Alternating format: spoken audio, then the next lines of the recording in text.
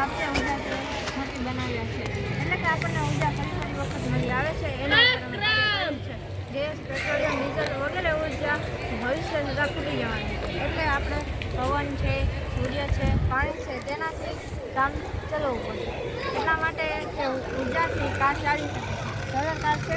Solar વીજળી ઉત્પન્ન કરી છે. વીજળી દ્વારા કાર ફરી શકે છે. પછી છે તે પવન દ્વારા